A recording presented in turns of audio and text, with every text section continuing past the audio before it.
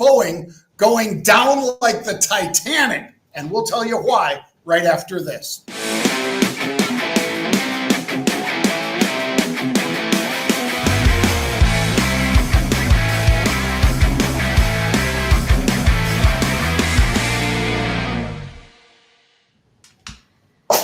Here we go. A great weekend of football. It's been a phenomenal weekend for a lot of different things, John, but I'll tell you what, it has been incredible with college football, and we got the championship game tonight. We had a championship game last night. We got a lot of teams trying to figure out who's what and who's going to coach who next year. We got a lot of stuff that we got to cover, but we also got some great stuff within the market. Oh, yeah. And welcome to the Rebel's Edge, folks. He is Pete Najarian. I'm Jon Najarian. We've got Jared Wenkman handling all of the difficulties of the graphics, the sounds, the things that run up and down and all over the screen, depending if it's Fantastic Futures Man or whether it's the Bulls and Bears fighting, whatever it might be. All right. Let's get, and by the way, thank you to SKUX. Hopefully we'll get a chance to talk to you guys more about SKUX in the future.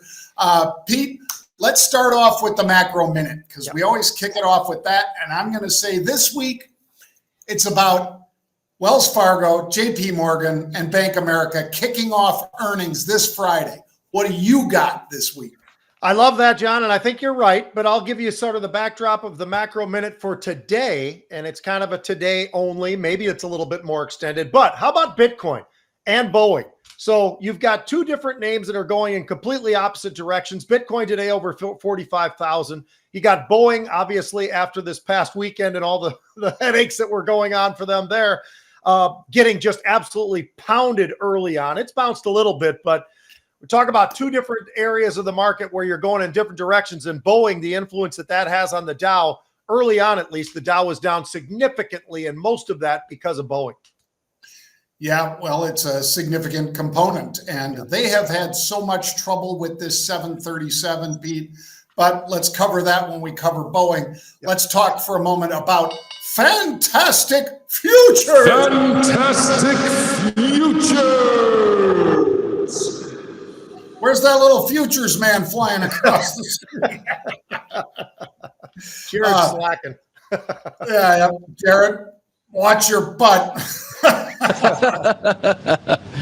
Remember, we can always he'll be back tomorrow for Rogan's guy. But here's what we got, Pete. I had the 10-year back over 4, and then it broke and traded back down. It's not breaking down hard, but it broke 4, and it's back down to 395 or something like that. So that's my fantastic future. My fantastic future, John, is going to be right at the crude oil. And it's incredible what we've been watching over the last couple of months, really, John. It's been in this incredible tight and yet wild sort of an area where it's, call it 68 to 75. We were just trading 74, almost 75 just late last week. And here we are once again, pushing right down on 70 again. It's volatile. It's moving. The velocity at which it's moving has been pretty incredible.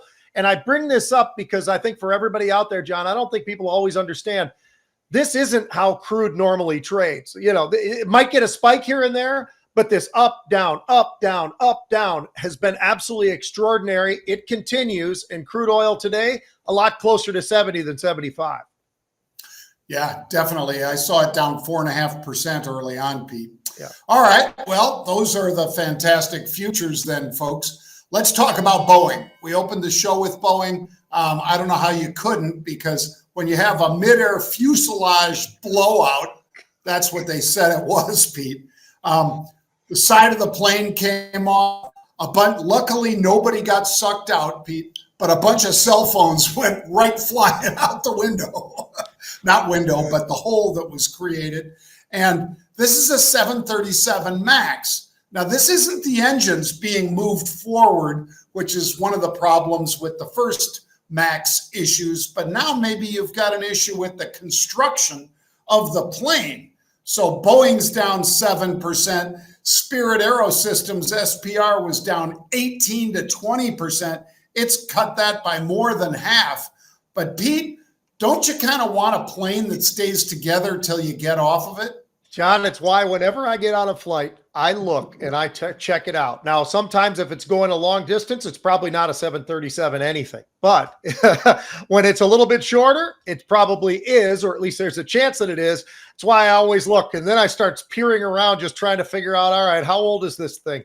But it is an amazing thing, whether it's Spirit Aerosystems issue or Boeing or both or however you want to cut it. But the amazing thing, John, quite honestly, what has been the move that we've seen from Boeing before this incident happened.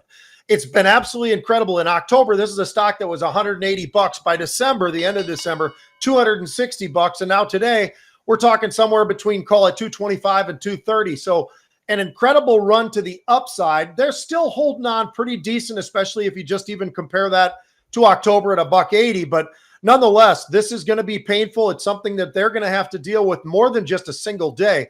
This is something where there's going to be all kinds of different storylines that are going to be coming out, and we'll have to follow that very closely. Do you want to try it and want to try to dip into Boeing? Sure, maybe some people might want to do that. I would say this. I look at it, if you're going to do that, there's probably a lot of better ways than just trying to do it with stock. I think that there's maybe you put on spreads, maybe you do something, but whatever you think directionally is going to happen with Boeing, I would say this is a prime candidate for the options markets, John, just to be able to know exactly what you're going to be risking to what you might be able to gain. And if you can do that, maybe so. Otherwise, I'd say stay off. Yeah, this would be a good candidate, Pete, for call spreads instead of buying the stock. I mean, the stock's down $17 right now, trading 232 or thereabouts. The turnover today has been high, as you would expect, 22 million, almost 23 million versus a little over 5.8 million on a normal day. And this ain't a normal day. And we knew it wasn't going to be a normal day when we heard this news over the weekend. So I would keep my eye on it, but I'd keep my powder dry on the stock, and I would only trade options here. All right, let's talk about American Eagle Outfitters, Pete, because the shares had surged 13% today. And you know what? We had unusual activity. And we love pointing out when we had unusual activity and it plays out. So here it is. The stock earlier this morning, 2105, nice pop, 6% there, was up as much as 13% early on, bang. And you didn't pay a lot for those calls. But somebody had an inkling that maybe American Eagle Outfitters was going to put up the kind of numbers they just put up, because Q4 revenue growth was 8%. And this is against, I think it's American Eagle Outfitters, Pete, put them against Abercrombie and Fitch. Mm-hmm. They have really struggled, but American Eagle, flying high, as they might say. And John, this thing actually started to take off, and I'm not trying to play too much on Boeing, but it started to take off and go to the upside way back into the later parts of November. We started seeing unusual option activity, and it's just been coming and coming and coming. So somebody has sniffed this thing out pretty nicely, and obviously a great move again today. But this was an $18 stock back in November, and it's made this great run. And multiple times we've seen either rolls or individual buying of some of these options. But they talked about some record numbers that they were putting up, John. They also talked about some of their profits and the revenue growth that they've had, not just for the quarter, but year to date or a full year and everything else. They just had a great quarter. I mean, it's absolutely incredible to me when I look at what they were able to do, and their margins are very strong. So the foot traffic, whatever it is, something was bringing AEO into the next level, and it's been a great run. I don't know that they're even over. I continue to see even more call buying, John, in here. So possibly, does it go a little bit higher? It could, but it's already made a pretty significant run in a short period of time. Yeah, it's a great run for that stock. And like I say, it really defied the rest of these brand names, Pete. Outside of the real luxury brands, a lot of the brands that only sell their stuff, again, like American Eagle versus Abercrombie and Fitch, it's only their stuff in the store. They're not a consolidator, if you will, like maybe Kohl's or Macy's or someplace where you'd see a bunch of different brands. So that's pretty interesting that they were able to get what they got and move as much as they have. Hopefully those calls keep paying dividends for us, Pete. And by the way, folks, if you want, you can go to itsnotanoption.com and get a free book. You might be seeing this on TV a lot too, but if you see that ad, itsnotanoption.com, you get a free book by just going to the website and clicking your name and filling in the info, and they'll let you claim your free book. So that's a good way to get started in case you never have traded an option before. All right, Pete, AM. This one is Ambrx Biopharma. It's up 100%. 100%. And how do you get a performance like that, Pete? Well, one way you do it is by having 14% of the float short. That's got to hurt. But the other way is you get Johnson & Johnson to make a bid that's kind of kooky, if you ask me, Pete.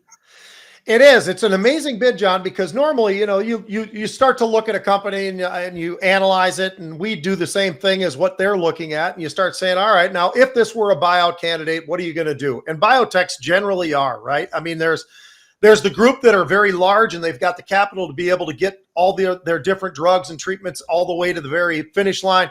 There are others out there that are strapped, but they're working on something that could be great. And then, of course, there's the buyout. But to buy out this one, John, to actually go 100% and do a $28 buyout of a stock that's never been a company that's never been close to those kind of numbers, it's pretty extraordinary. But that's exactly what they happen. And you pointed out too, there's the short side of it, but those shorts, wow, you want to talk about why the pain can be very, very ugly sometimes. This is a great example of that. That's why it's so difficult. And you give credit to the guys out there, the firms out there that are those that are doing the short side of things, because every once in a while you're going to see something like this, and this is going to be pretty ugly. It's a $2 billion market cap. That's what they're going to pay for them, is $2 billion. So pretty incredible. It's a beast. The thing that does kind of make me scratch my head a little bit on this one, though, John, when I look at the pipeline and I look at the clinical and where they are right now, phase 1, they've got some in phase 2, but there isn't very much in the pipeline. So this is really kind of an all or none sort of a move that we're seeing out of J&J right now. Now, it could still be the right move. I'm not saying that. Obviously, they did all the research that they needed to do to get to where they are. But, man, this is a big jump. And like you said, to go up 100%, and that's where that bid is. By the way, we even had some call activity in this one today. So maybe there's somebody else out there looking around, maybe sniffing around and saying, that $2 billion might even be a little bit light. I'm not saying it is, but somebody out there did buy some calls. So it'll be interesting to watch and see how this thing plays out. Yeah. Always interesting to see if they believe there might be another bidder. And one of the reasons you bid 100% over where the stock closed Friday, folks, is that you don't want anybody to step in. You don't want to underbid. You don't want to bid 50%, knowing that you'd be willing to pay $2 billion. You don't want to bid it as if you're only paying $1.5 billion, because all of a sudden everybody else who's perhaps been looking at it too says, you know what, screw that, we'll pay $2 billion. And now you're chasing somebody else's bid. So they're trying to shut somebody out here, Pete. Yeah. Let's talk about Axonics. This one, AXNX, is up 20%. It's traded 10 times normal volume already today, Pete. Boston Scientific coming in and saying, you know what, we like this company, and we think their therapy for minimally invasive procedure used to treat fecal incontinence. I'll let you guys look that up rather than telling you what that is, because it's a family show. But anyway, if people have that, you can bet they would love a minimally invasive treatment. Yeah, well, you're right about that. That's what Boston Scientific is buying when they buy this company.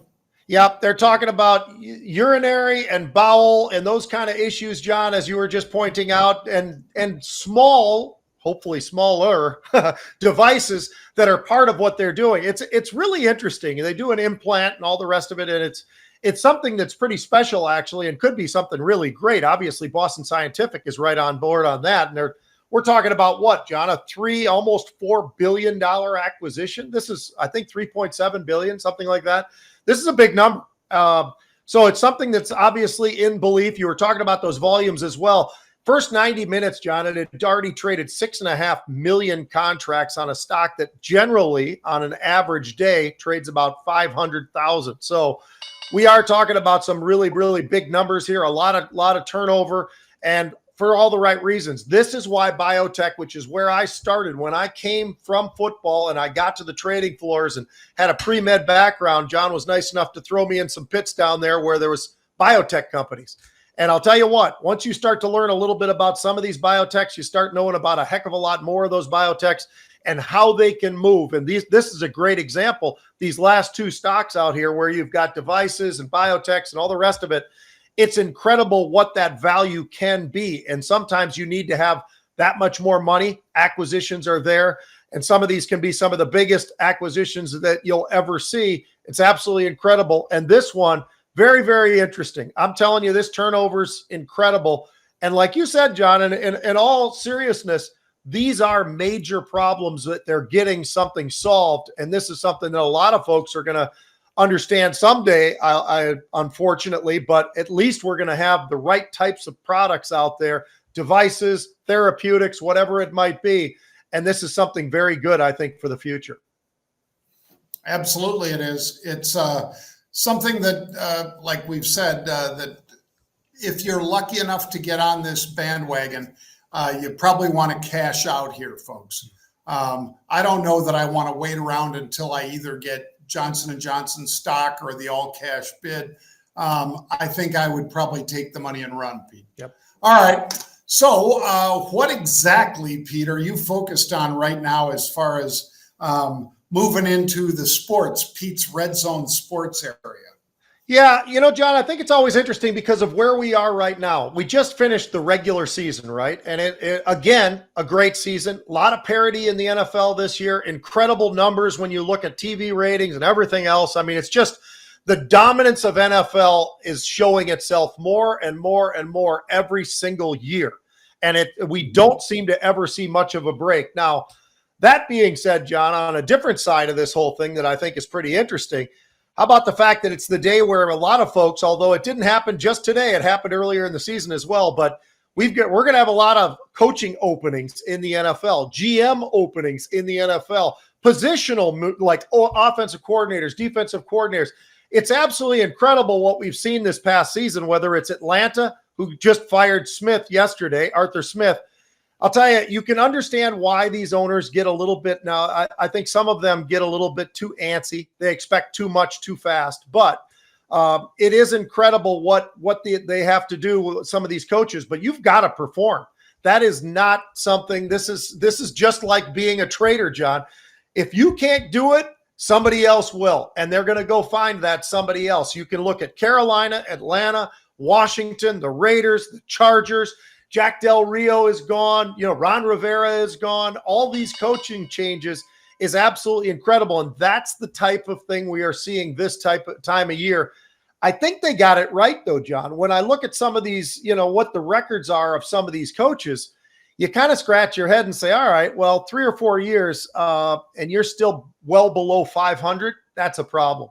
Because if you look at what Houston was able to accomplish this year from what they were last year, when they were terrible, and they had a great draft. They traded around. They got a second pick and a third pick, and they got the rookie offensive player of the year, the defensive rookie offensive player of the year. I mean, they really hit it hard, and they hit it right. So I think that D'Amico's going to be around for a little while longer with Houston as they're going into the playoffs now, and they should be a pretty interesting team when you get in the playoffs. But is there anybody that maybe got fired, John, where you kind of scratched your head a little bit and said, that might have been a little bit premature. They didn't give this guy time. Maybe it's Reich. I don't know. But, at Carolina, but they were pretty terrible.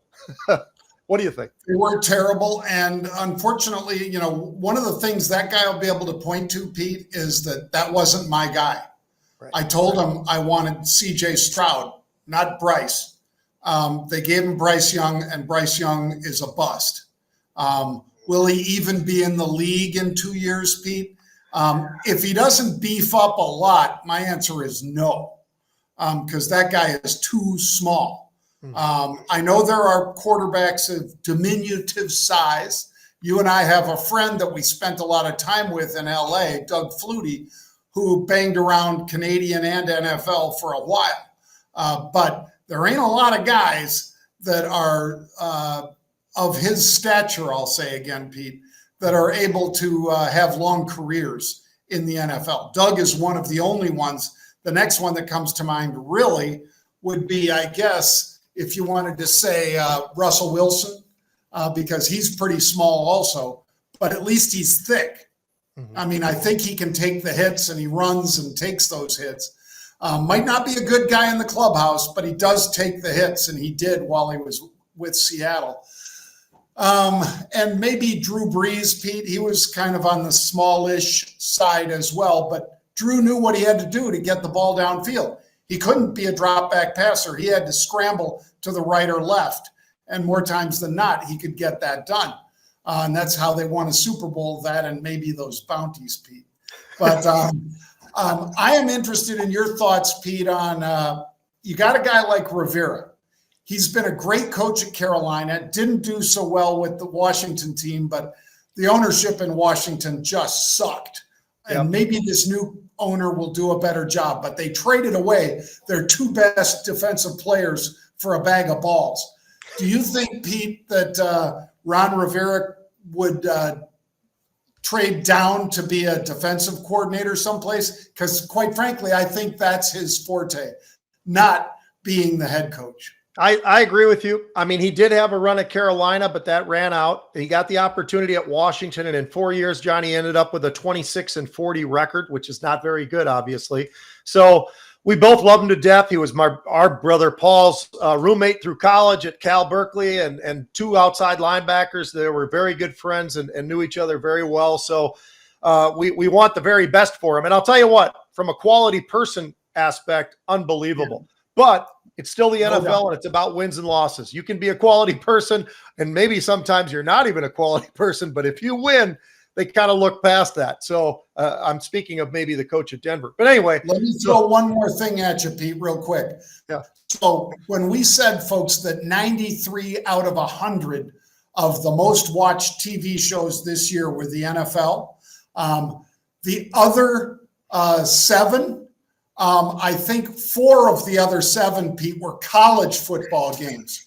So only 3 out of 100 were anything but football. Just think about that one for a minute, folks. And I think next year, by the way, Pete, college football will put up a bigger fight against pro football with these rearrangements of the conferences. But I'll let you take us into the next Red Zone Sports. Yeah, I think you're right about that too, by the way. I think that's going to change things a lot. It should be really interesting. How about Washington and Oregon being in the Big Ten, and USC and UCLA in the Big Ten, all that stuff going on? John, here's a question for you about the playoffs that we're now in that part of the season with the NFL, sticking with the NFL.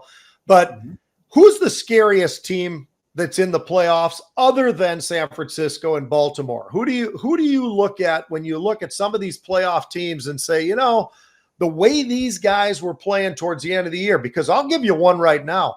I don't know what in the world's going on at Philly, but the fact that they lost 5 of the last 6 and they just didn't seem right at the end of the year is not a good way to go in the playoffs. Now, maybe they prove me wrong and they go in there and they whoop up on Tampa and they just kind of keep on going through. I don't know, but they're going to be on the road a lot, and it's going to be pretty interesting to see how Philly does. But they kind of stumbled into the playoffs, John, and I think there's a couple of – I'll give you mine real quick. Houston and Cleveland. And I know that sounds crazy. People would probably say, well, why on earth would you go there? I'll tell you what. That Houston team, after watching them on multiple occasions, but watched them very closely this past weekend, boy, that C.J. Stroud is something special, man. I mean, that guy's arm and what he's able to do and where he's able to pinpoint where that ball is going is pretty spectacular. And I didn't even know some of the stats on him, John, until Troy Aikman was talking about it. But, you know, some of the statistics about this kid are absolutely extraordinary in terms of interceptions and how many throws and how many touchdowns and all the different things that go into it. I mean, this was a home run. And then the defensive side, they did everything right, it seemed like, at Houston. And when you watch that team, they're pretty hungry. Now, I don't know that they can take out and get all the way to the Super Bowl, but I'll tell you what, I'm pretty impressed by them. And Cleveland, when you've got that good of a defense and then you throw in maybe a little bit better offense, doesn't have to be a lot better, but a little bit better, it makes them a little bit more scary, I think, as you get in the playoffs. What do you think? Is there somebody that you really like right now that's kind of a dark horse? Dark horses, Pete. You know, anytime Mike Tomlin is in the playoffs, a Mike Tomlin team is tough because mentally they're ready to just smash you right in the mouth, just like Baltimore is. And now I would have agreed with you before you even said it. I was thinking Cleveland because that defense is scary good, and they will hit you from every angle. They have those great, you know, Myles Garrett. Is there a better player in defensive football? If I had one pick, Pete, it would be him. It wouldn't be Bosa. It wouldn't be Young on the other side of Bosa, even though they're both great players. But this guy is just a different level. I've seen him throw 330-pound offensive linemen just with a shoulder shrug like that. I mean, this guy's a beast. And so nobody wants to line up against him. They're going to have to double him, and they might even have to keep a running back in, Pete, to be on that same side of the ball. So Cleveland is scary. And if you've been listening to any of the reels with Joe Flacco, you hear him. He's just, you know, he's like a kid. And he's obviously younger than a lot of the quarterbacks like Aaron Rodgers and obviously Brady. But the guy has the Super Bowl under his belt. All he does is win.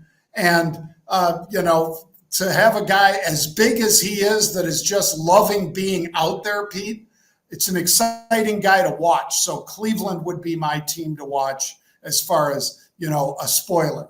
Yeah, I like it. I think it's a great call. Last thing, and then we'll go because I know we're going a little long, but I've thought it was worth an extension for today. All right, Washington, Michigan tonight. I'm taking Michigan, and my reasoning is their defense is unbelievable. They've played great all year. I don't think they had 1 week where they were playing at a low level. They always were playing at a high level, and their offense is pretty damn good. And I'll tell you what, Blake Corum is the closest thing to Barry Sanders that I've seen. So I think it's because of that, I'm giving it to Michigan. But what do you say, John? I say Michigan also, Pete, mainly because of the USC game. I saw them in that game, and I realized that, yeah, they made an adjustment in the second half and shut USC down. But you don't give up 35 points in the first half. Yeah. I mean, you just don't. Not if you've got a defense. And so I don't think the defense – I think your offense, you're right, Pete, great offensive line and great offense. I don't think the defense is strong enough to stop Michigan. So we'll see tomorrow on the Rebels Edge, I guess, when we cover all of this and then all the stocks that we cover every day, folks. Thanks for joining us. Remember, go to itsnotanoption.com. That's itsnotanoption.com to get your free book, and we'll see you tomorrow at 1 p.m. Eastern Time.